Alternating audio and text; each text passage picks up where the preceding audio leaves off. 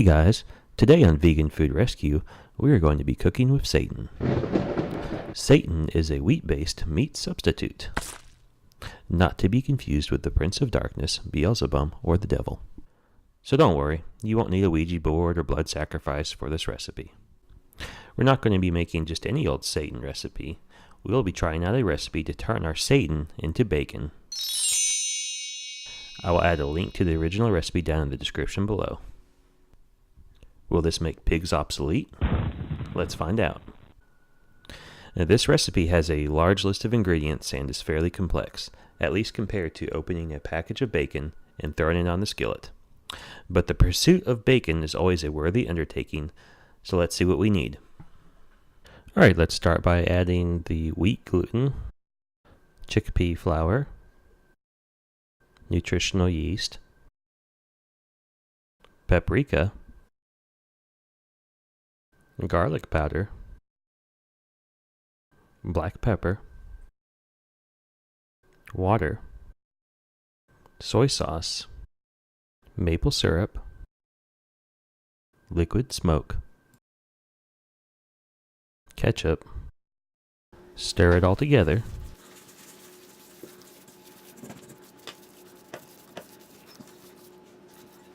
Knead it a little bit. This recipe has us make two different colors of dough for the bacon. We just finished with the red piece. Now we're going to make the white portion of the bacon. More wheat gluten, chickpea flour, yellow stuff, nutritional yeast, garlic powder, salt, water, canola oil, and mix that up.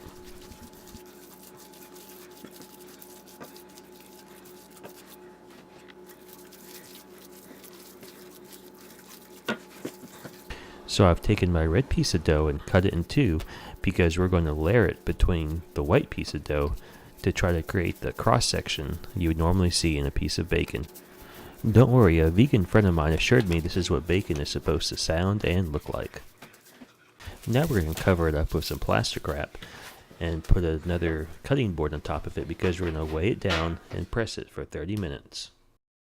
Let's take the weight off, unwrap it, and now we're going to wrap it in some aluminum foil and place it in a 300-degree oven for 45 minutes.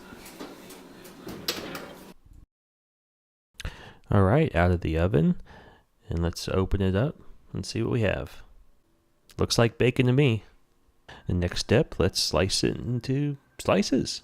It's pretty rubbery to cut, but look at that cross section. It's got a pretty decent looking cross section, and you get a nice effect from layering the red and the white dough together like we did.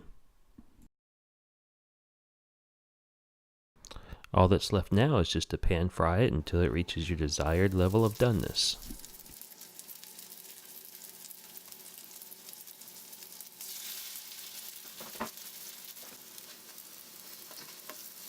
At a distance, this could probably almost visually pass as bacon. Well, maybe turkey bacon.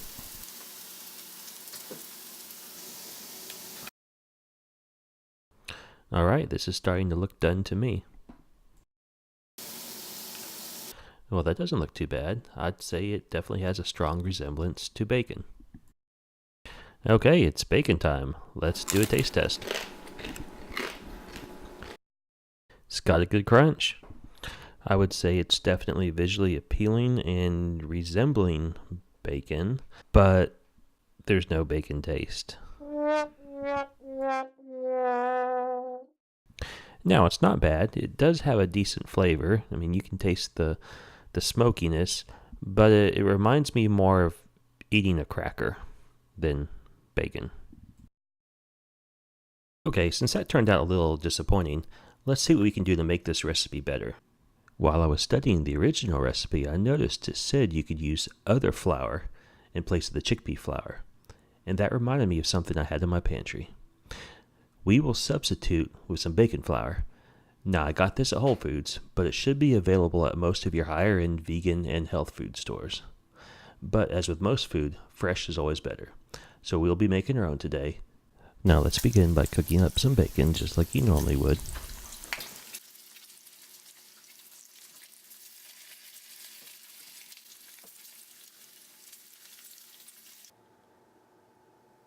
There we go. Now we're going to take that and grind it up into a fine powder. In goes the bacon flour. And now we're going to continue with all the same ingredients we did before.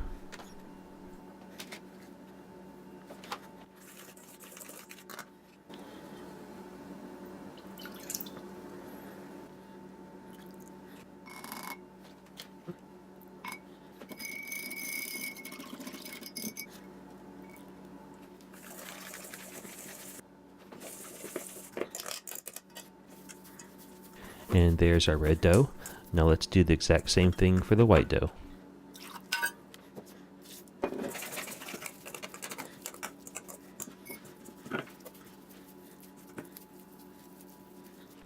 Alright, let's mold these two pieces of different colored dough together. That way we get that nice visually appealing layers of bacon for our cross section. Let's wrap it up, put some weight on it for 30 minutes. When that's done, it's time to wrap it back up in aluminum foil and into the 300-degree oven for 45 minutes. And this is what we have when we're done. Yep, it looks pretty similar to before, but this time there is a detectable bacon aroma. Now we need to cut our bacon into thin slices. And it looks like the cross-section turned out pretty good in this batch as well. Another reason I chose to make the bacon flour from scratch instead of using the store-bought variety is you really want those leftover drippings to fry your bacon in. And that's one of the secrets to making good vegan bacon.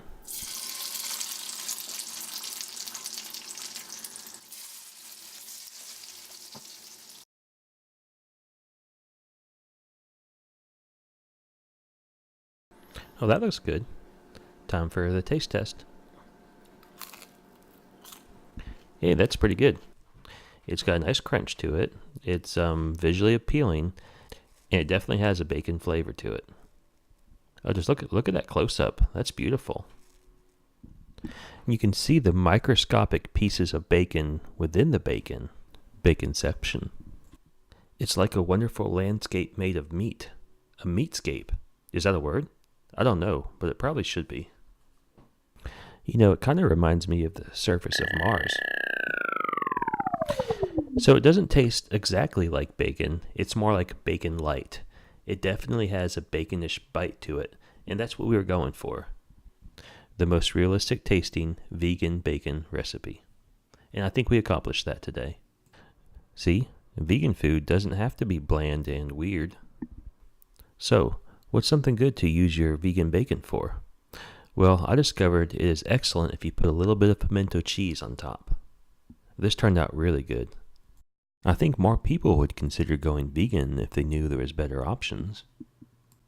Hopefully I can help spread the word. Remember to like and subscribe to see more, and comment and give some suggestions for recipes you'd like to see in the future.